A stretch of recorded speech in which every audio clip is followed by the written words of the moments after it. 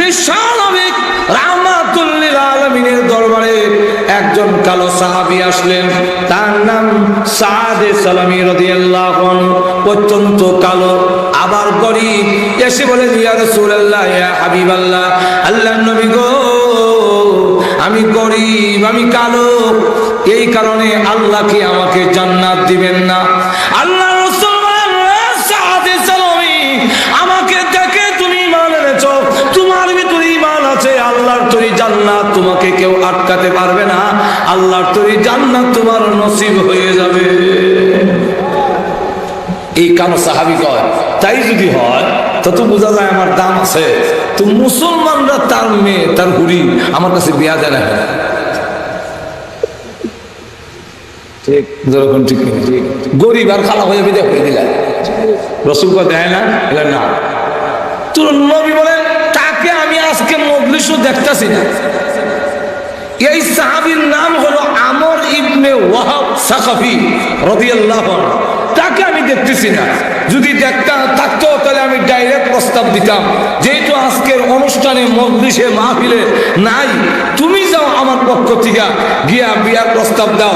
তার এক মেয়ে আছে, খুব সুন্দর। রাসূল বলেন, শুনছি খুব খুবসুরত মহিলা, এমনকি মদিনার লোকেরা তার টাইটেল দিছে হুরে মদিনা, মদিনার হুর করি, যাও প্রস্তাব লইয়া যাও। হযরত সাদ সালামী রাদিয়াল্লাহু আনহু ওনার বাড়ির সামনে গিয়া কয়, আসসালামু আলাইকুম। ওয়া আলাইকুম সালাম। বাড়িতে আসেননি? হ্যাঁ বাড়িতে আছি। তো আপনার মেয়েকে তুমি করতে গেছো? উনি কয়, আনা মিন রাসূলিল্লাহি সাল্লাল্লাহু আলাইহি ওয়াসাল্লাম, আমি রাসূলের পক্ষ থেকে এসেছি। কেন আইছো? আপনার মেয়ে সুন্দরীকে আমার কাছে বিয়া দেওয়ার জন্য প্রস্তাব লয়ে এসে। এই সাহাবী তখন বুঝতে পারছে না যে বিশ্বনবী রাহমাতুল লিল আলামিন যে উনারে বানাইছে, মনে করছে রাসূলের দরবার থেকে উচ্চা ডাইরেক্ট আমার বাড়িতে এসে বিয়া করবে। তাই তিনি ডাক দিয়ে বলেন, না না না, ইমন খালা বেড়ার গরিব বেড়ার কাছে কেমনি বিয়া দিবে? প্রস্তাব দিয়ে দিয়েছে। হযরত সাদ সালামী রাদিয়াল্লাহু আনহু তখন ডাক দিয়া কয়, দিলে দেন, না দিলে নাই। আল্লাহ রাসূল বলছেন আমি জান্নাতি, আপনার মেয়ে না দিলেও জান্নাতের হোর পরি আমার জন্য অপেক্ষায় আছে। আর তো আসতে বলছো কইয়া যায়। মেয়ে ডাক দিয়া কয়, আব্বা, ইয়া আবি আন্নাজা আন্নাজা, নিজেকে রক্ষা করুন, নিজের বাঁচায়। ওহী নাজিল হওয়ার আগে, আয়াত নাজিল হওয়ার আগে দৌড় দেন। আরে কি আয়াত নাজিল হচ্ছে? কি আয়াত নাজিল হতো? বলে আপনি এখনো ঠার হয়েছেন না। হে আব্বা শুনুন, ওই যে একটা লোকের প্রস্তাব আপনি প্রত্যাখ্যান করলেন, ফিরাইয়া দিলেন, উনি যে আল্লাহর নবীর পক্ষ থেকে এসেছে, আপনি কি খেয়াল করেননি? তার প্রস্তাব যদি আপনি প্রত্যাখ্যান করেন, ফিরাইয়া দেন, বিশ্ব নবী নারাজ হয়ে যাবে। বিশ্ব নবী নারাজ হলে মহান আল্লাহ নারাজ হয়ে যাবে। আল্লাহ যদি নারাজ হয়ে যায়, আপনার বিরুদ্ধে কোরআনের আয়াত নাজিল হয়ে যেতে পারে। বাবা তখন ডাক দিয়া কর, আমি তো আসলে এই কথা খেয়াল করছি না, আমি তো মনে করছি এমনিটাই দেখে এসে বিয়া করতে। রসুল যে ফেলেছেন এই কথাটা তো আমি খেয়াল করিনি। তারা ছিল সত্যিকারের আশিক রাসূল। দৌড়ে গেছে রসুলের দরবারে, গিয়া বলেন, বেদাতে আবি ও উম্মি, ইয়া রাসূলুল্লাহ, আমার মা বাবা আপনার জন্য কুরবানি হোক। এই কালো সাদে সালামী, তাকে কি আপনি পাঠিয়েছিলেন আমার কাছে আমার মেয়ের প্রস্তাব দিয়া? বলে হ্যাঁ। আমি বুঝতে পারিনি, আমার মাফ করে দেন। আর বাবা দৌড় দেওয়ার আগে মেয়েকে জিজ্ঞাসা করে, মা, আমি যে যাব, আমি যদি রাসূলের প্রস্তাব, এই কালো সাহাবীর প্রস্তাব গ্রহণ করি, তো তোমার মতামতটা তো লয়ে যাও দরকার। তোমার মতামত কিটা? তুমি রাজি কিনা এটা তো আগে জানান লাগে। তখন তিনি ডাক দিয়া কয়, আমি রাজি না না রাজি, এটা কি আবার ওয়াজ করে কম লাগবো? আপনি কি আমার বক্তৃতা দ্বারা বুঝতেছেন না? মা, তুমি তো ছেলে দেখো নাই, ছেলে কিন্তু খুব কালো, আবার গরিব, তোমার ভরণ পোষণ করতে মেয়েটা ডাক দিয়া কয়, আব্বা ছেলে কালো না দলক, ছেলে গরিব না ধনী তা আমি জানতে চাই না। আমার নবী বিশ্ব নবী রাহমাতুল লিল আলামিন যখন চয়েস করেছেন ওই ছেলে জান্নাতি হবে, তাকে যদি গ্রহণ করতে পারি, দুনিয়ার জীবনে হয়তো কালো হওয়ার কারণে চোখের দৃষ্টি কম হবে, ধন সম্পদ না থাকার কারণে দুনিয়াতে হয়তো কষ্ট হতে পারে, কিন্তু ওই কালো ছেলেকে যদি গ্রহণ করতে পারি, তার হাত ধরে আল্লাহ তুই জান্নাতে যেতে পারো। কারণ স্বামী যদি জান্নাতি হয়, স্ত্রী তার আঙ্গুল ধরে ধরে জান্নাতে যাবে। সুবহানাল্লাহ। আব্বা জান এমনি দৌড় দিয়েছে, নবীর দরবারে গিয়া বলেন, আপনি কি সাদে সালামীকে পাঠিয়েছিলেন? বলে হ্যাঁ। নবীজি আমি আমার মেয়ের রাজিনামা সহ হাজির হয়েছি, আমার মেয়েও রাজি। আল্লাহর নবী বলেন, তুমি যখন রাজি হয়েছ এক্ষুনি বিয়া পড়াইয়া দিলাই, বিয়া হয়ে যাক। ও সাদে সালামী, ভালো বাড়িতে বিয়ে করবা, বেড়া হইল মদিনার চৌধুরী, আবার মেয়েও খুব সুন্দরী, মহর তোমার দিতে হবে। কত দিতাম ওর মহর? 400 দিরহাম। হযরত সাদ সালামী রাদিয়াল্লাহু আনহু ডাক দিয়ে বলেন, ইয়া রাসূলুল্লাহ 400 দিরহাম দিব দূরের কথা, 1 দিরহামও আমার পকেটে নাই। আল্লাহর নবী বিশ্ব নবী রাহমাতুল লিল আলামিন ডাক দিয়ে বলেন, ও সাদ বিয়ে হয়ে যাক। 400 দিরহাম নিযুক্ত হয়ে বিয়ে হয়ে গেল। আল্লাহর নবী বলেন, এখন তুমি যাও উসমান গনির কাছে গিয়ে বলবে আমি বিশ্ব নবী বলেছি তোমাকে 200 দিরহাম দেওয়ার জন্য। কে বলে যাবে? আরেকজন ধনী সাহাবী, যার নাম আব্দুর রহমান ইবনে আউফ, জান্নাতের সার্টিফিকেট প্রাপ্ত সাহাবী। যদিও তিনি ধনী, জান্নাত কিনেছেন, এত বড় ধনী ছিলেন। কিতাবে লেখেন আব্দুর রহমান ইবনে আউফ রাদিয়াল্লাহু আনহু 1000 উট ছিল, 1000 ঘোড়া, 1000 উট, মানে ওই যুগে বর্তমান যুগে 1000 গাড়ির মালিক, প্রাইভেট কারের মালিক। 1000 ঘোড়া, 10,000 ছাগল। উনার তদানীন্তন সময় ব্যাংকে যে স্বর্ণের টাকা জমা ছিল, ব্যাংক ব্যালেন্স, তদানীন্তন সময়ে 10 কোটি 20 লক্ষ দিনারের মালিক ছিলেন। কিতাবে লেখেন উনার আওলাদেরা উনার ইন্তেকালের পরে স্বর্ণের টুকরাগুলো লোহা দিয়া সেদাইয়া বাগ করতে গিয়া কুড়াল বুতা হয়ে গেছে স্বর্ণ খাইয়া। সুবহানাল্লাহ বলবেন। এখন চিন্তা করেন কেমন ধনী। ধনী হওয়ার পরেও জান্নাত থেকে পিছাইতে পারে নাই, জান্নাতের সার্টিফিকেট কিনেছে। তাহলে বোঝা যায় ধন হইলে জান্নাতও কিনন যায়, আবার ধন হইলে জাহান্নামও। ওনারা প্রত্যেক বছর এইভাবে একটা মাহফিল দেয়। আর এমন লন্ডনীয় আছে, লন্ডন থেকে আইয়া বিশালের লড়াই লাগায়। আরো তো এখন আসেনি না, তো বেশ কম আসেনি, বিশাল দিয়ে আবার কয় জিতিল রে জিতিল, অমুক গাও জিতিল, সারাদিনের কষ্ট, খুশি ভাইয়া তুষ্ট। একদিন দেখি মিছিল দেওয়া যায়, আর আমি আমার গাড়ি আটো, এরা মিছিল দেয়। গ্রামের নাম হইতাম না এই কারণে, যেহেতু আপনারা গ্রাম চিনিলেন, এর লেগে হইতাম না। এরা মিছিল দেওয়া যায়, কয় জিতিল রে জিতিল, অমুক গাও জিতিল, সারাদিনের কষ্ট, খুশি ভাইয়া তুষ্ট। জাহান্নামের ভার খাইয়া আরো বেশি তুষ্ট লাগে। ভাইরা আমার, লক্ষ্য করে দেখুন, কেউ টাকা হলে জান্নাত কিনে, আর কারো টাকা হলে জাহান্নাম কিনে। তখন ওই সাহাবী আব্দুর রহমান ইবনে আউফ রাদিয়াল্লাহু আনহু উনার কাছে যাইবা, গিয়া বলবা আমি রাসূল বলেছি আরো 200 দিরহাম দেওয়ার জন্য। তখন কত হইব? কত হয়েছে? তো 400 দিরহাম যদি হয়, বেড়ার মোহরের টাকা হয়েছে নি। এখন খালি মোহরের টাকা দিলে স্নো পাউডার, জুতা মোজা, কাপড় চোপড় কিনুন লাগতো না।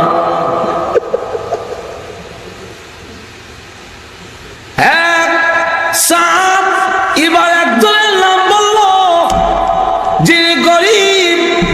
অথচ দানশীলের মধ্যে এক নম্বর, তার নাম হলো হযরত আলী। তার কাছে যাইবা, আলী এমন গরিব 4 দিন যায় চুলায় আগুন ধরে না, পেটের খিদার কারণে রাস্তায় গিয়ে হাঁটে শীতের মধ্যে। আল্লাহর নবী একদিন দেখে দেখে বলেন, রে আলী, এই প্রচন্ড শীতের মধ্যে রাস্তার মধ্যে কেন তুমি হাঁটাহাঁটি করো?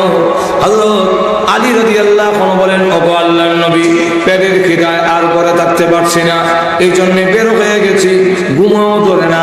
দেখবেন সেহরি খাইয়া ঘুমাইলে আর তাই নতুন যায় না, এমন ঘুম লাগে।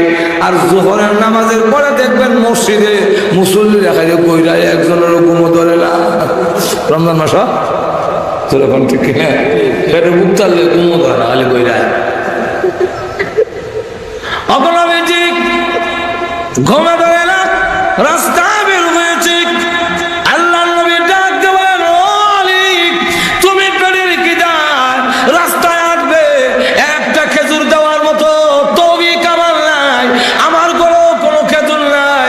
আলী যাও, ওই যে খেজুর গাছটা দেখা যায় তার কাছে গিয়ে বলবে আমি বলেছি খেজুর দেওয়ার জন্য। হযরত আলী রাদিয়াল্লাহু আনহু বলেন, আমি খেজুর গাছের কাছে গিয়ে দেখি খেজুর থাকবে দূরের কথা, ভালো করে পাতাওই নাই, সিজন না।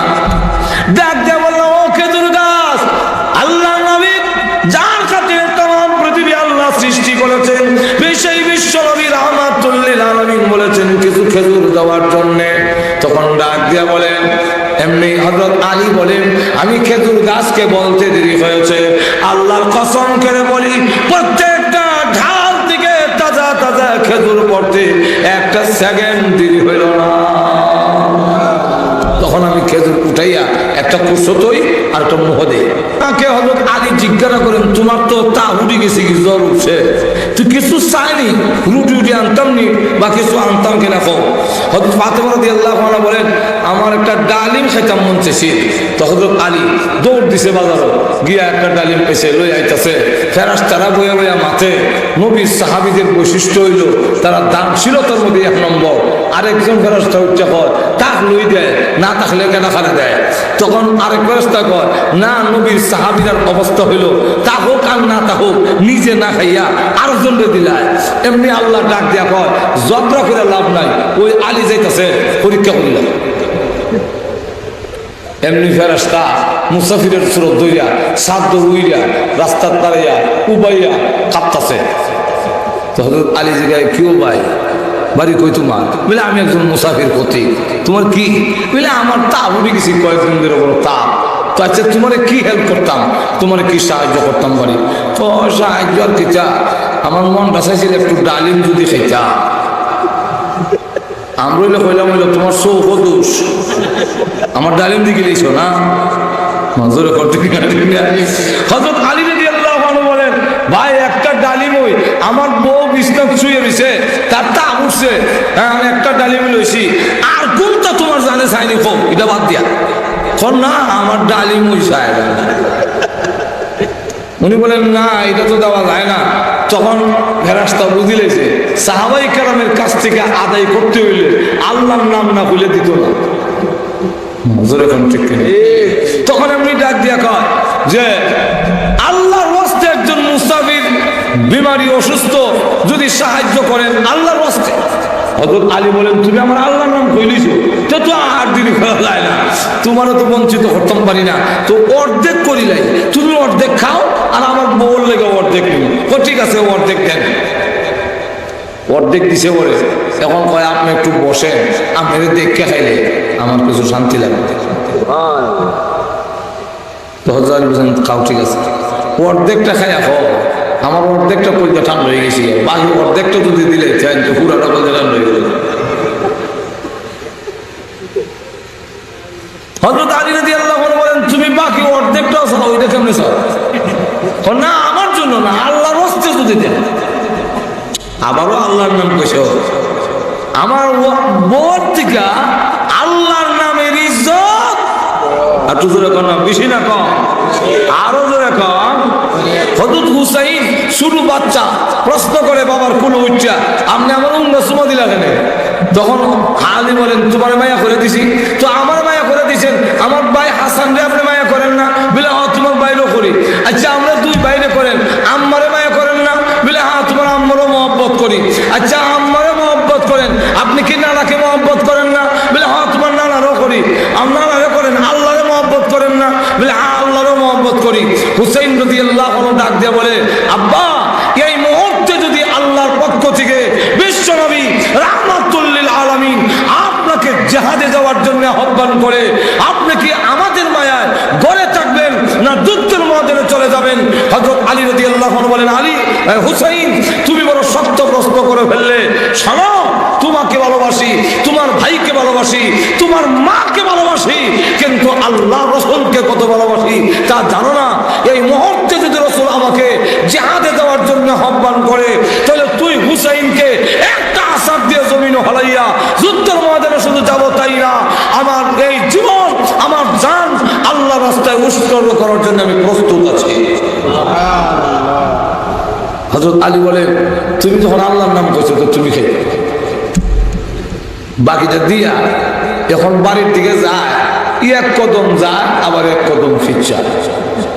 যদি হাতামা কইলা যে একটা ডালিম আনতা শোনা জামাই সকাল লেগে, আমরা দেশের বউলে তো হইলেই নজর এখন ঠিক তবু তুমি জানা, হ্যাঁ একটা ডালিম আনার তো তোমার নাই, বিয়া করছিল এখানে রোজা রাখিলে না ঠিক নেই।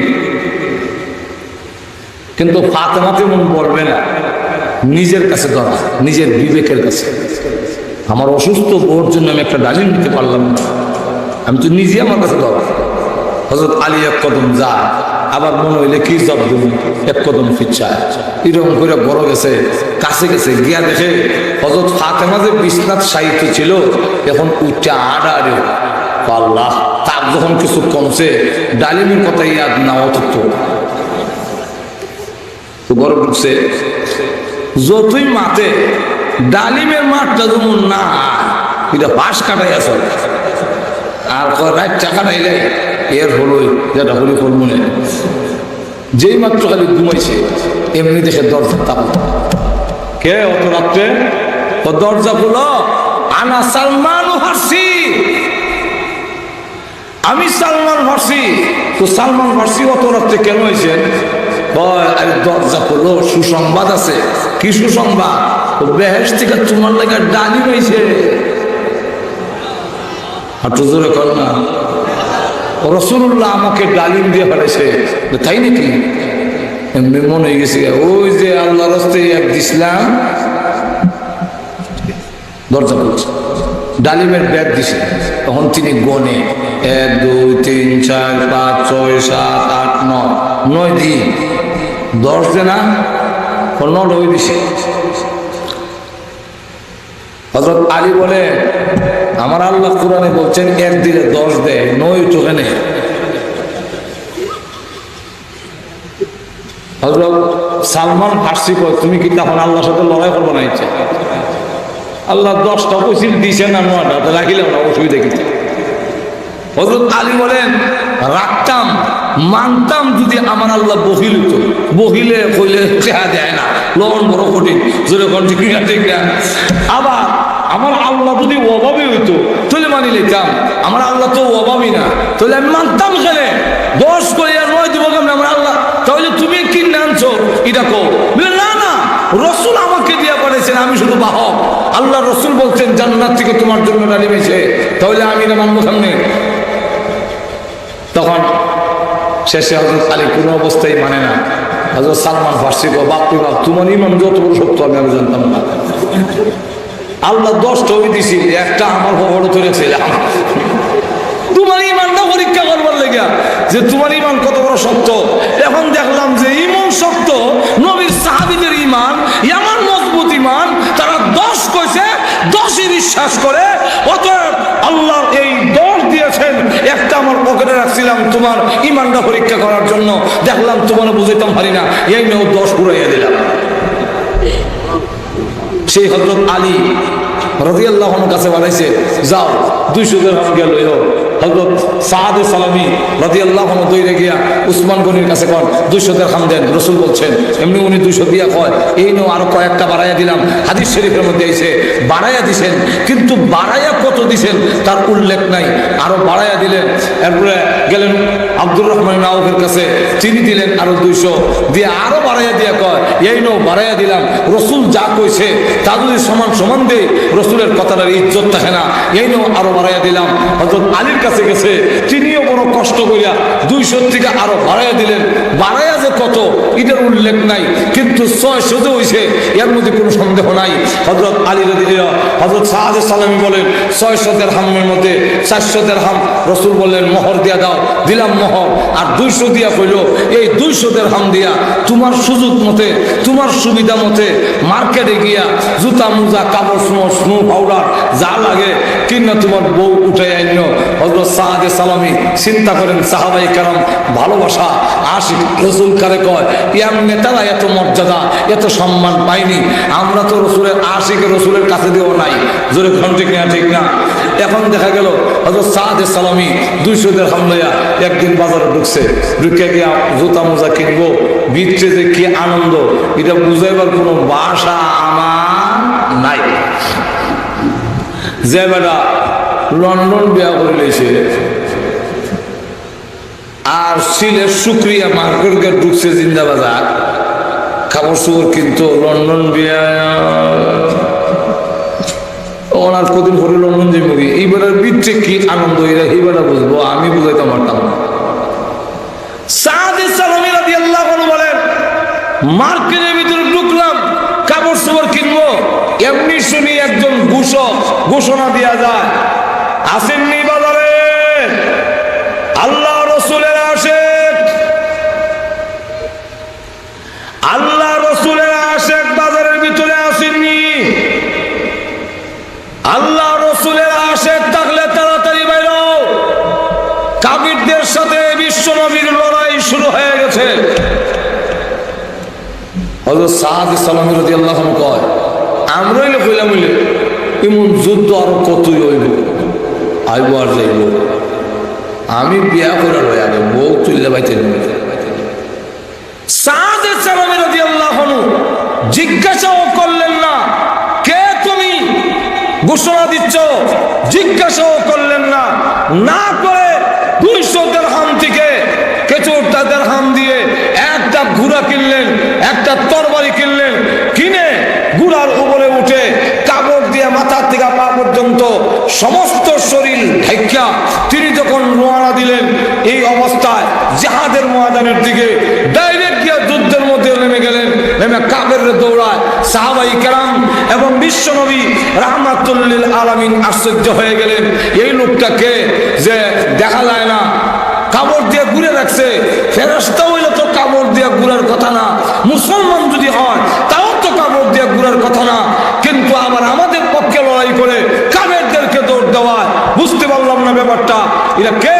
হঠাৎ করে যখন কাফেরদের উপরে হামলা করার জন্য কাপড়ের ভিতর থেকে তরবারি বের করছে, এমনি রাসূল চিৎকার দিয়ে বলেন ও সাহাবীরা ওই যে কালো হাতটা দেখা যায় এই হাত তো আমার সাদ সালামির হাতের মতো দেখা যায়। কিছুক্ষণ পরে দেখে কাফেরদের হামলায় সাদ সালামি রাদিয়াল্লাহু আনহু আহত হইয়া রক্তাক্ত হইয়া ঘোড়ার উপর থেকে নিচে পড়ে গেছেন। তখন সাহাবীরা দরাদরি করিয়া রসুলের দরবারে আনলেন আর তার রসুলের পুরাতের মধ্যে সাদ সালামের মাথা রেখে ওনাকে শুয়াইলেন। উনি রক্তাক্ত অবস্থায় আল্লাহ নবী জিজ্ঞাসা করেন ও সাদ কাপড় দিয়া শরীর ডাকছিলে কেন? সাদ সালামি রাদিয়াল্লাহু আনহু ডাক দিয়ে বললেন ইয়া রাসূলুল্লাহ ইয়া হাবিবাল্লাহ, আল্লাহর নবী গো কেন কাপড় দিয়া ডাকছি জানেননি? আপনি না আমাকে বিয়া করাইয়া দিয়ে আসছেন, বউ উঠাইয়া আমার তারিখ ছিল। আপনার নবীজি আমি যদি যুদ্ধের ময়দানে যাই কে জানে আপনি আমাকে রাস্তা থেকে বিরত পাঠাইয়া দেন, আপনি যাতে আমাকে বিরত দিতে না পারেন, কারণ বিরত দিয়ে দিলে আমি আশিক রাসূল হতে পারবো না, আল্লাহ নবীর প্রেমিক প্রমাণিত করতে পারবো না।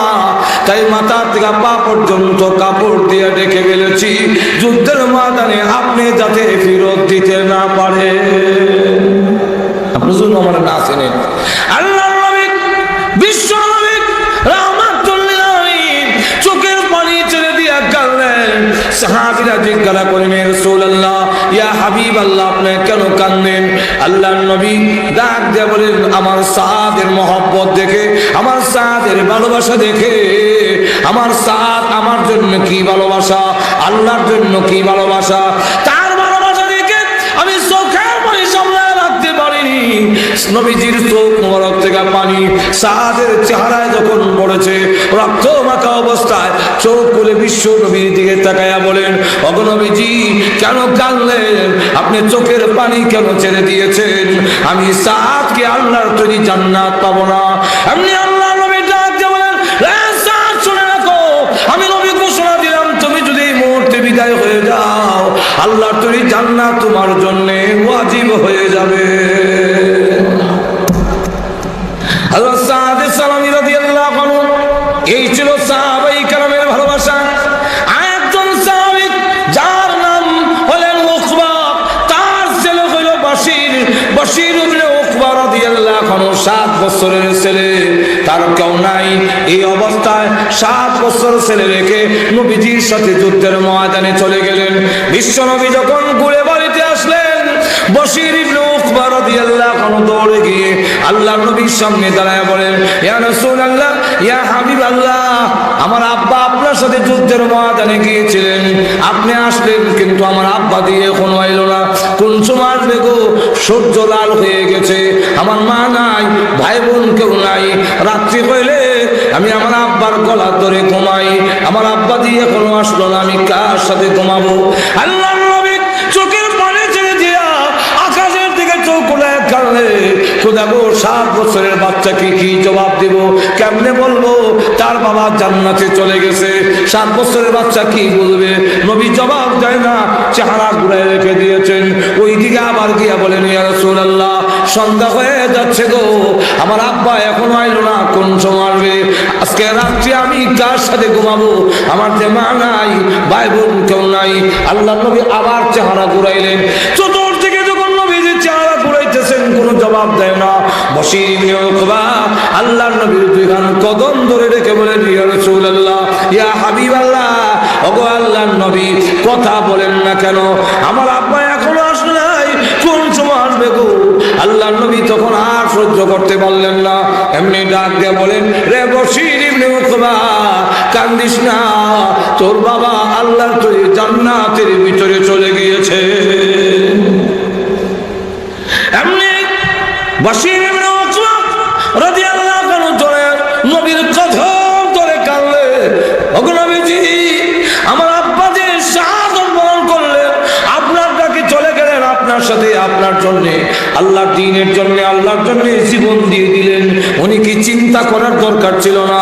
আমি কার কাছে যাব? আমার মা নাই, মা থাকতো মার কাছে যেতাম, আমার ভাই বোন যদি থাকতো তাদের কাছে যেতাম। আমি আজকে রাত্রিটা কাকে আমি জড়ায়া ধরে ঘুমাবো?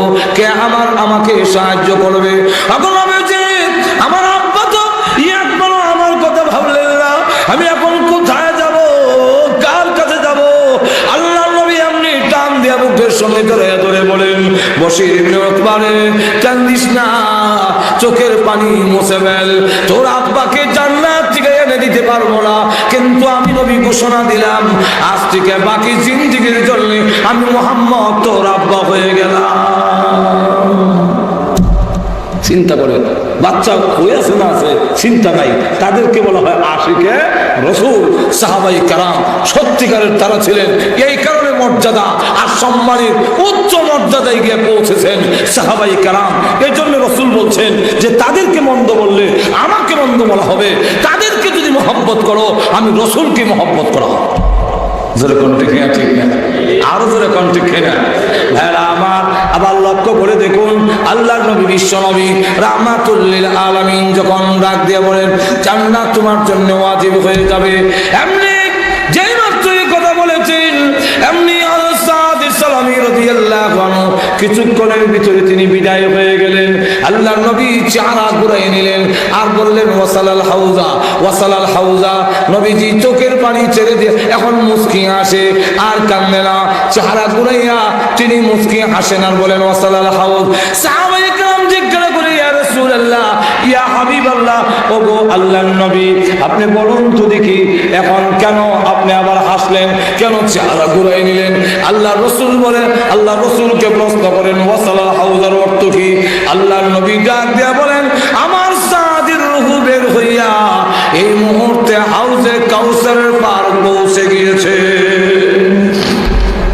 আল্লাহ নবী আপনি মুস্কি হাসি দিলেন কেন এবং চেহারা ঘুরাইলেন কেন? আল্লাহ নবী বলেন, চেহারা মুস্কি হাসি দেওয়ার কারণ আমার সাদের সালামের রূহ নেওয়ার জন্য জান্নাত থেকে হুর পড়িয়েছে, টানাটানি লাগাইয়া দিয়েছে, টানা হাসা শুরু করে দিয়েছে।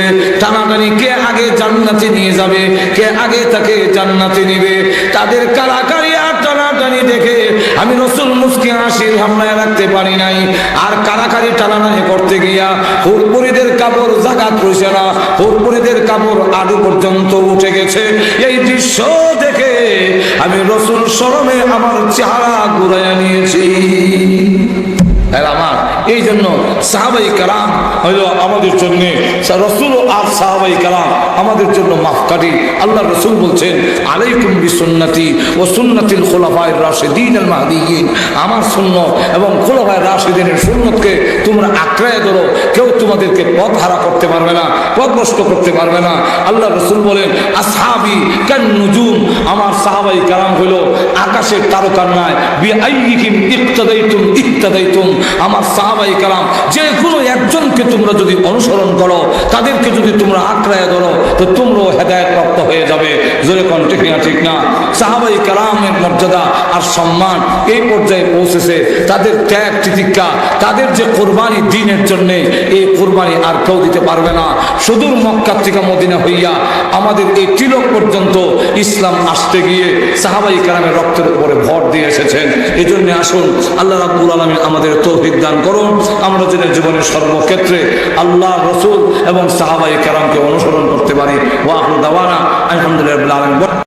ভাই একটা কথা বলি, পাঞ্জাবি কিনবেন কিন্তু কোয়ালিটির সাথে কোনো কম্প্রোমাইজ করবেন না, কারণ আপনার জন্যই নিয়ে এসেছি স্যাডিভার্সের স্টাইলিশ ও প্রিমিয়াম পাঞ্জাবি। সুন্দর ডিজাইন, আরামদায়ক কাপড় আর আকর্ষণীয় লুক সব একসাথে। নিজের জন্য হোক কিংবা প্রিয় মানুষকে গিফট করার জন্য স্যাডিভার্স হতে পারে আপনার সেরা পছন্দ। পাঞ্জাবি পছন্দ হলে এখনই স্যাডিভার্স পেজে মেসেজ দিন।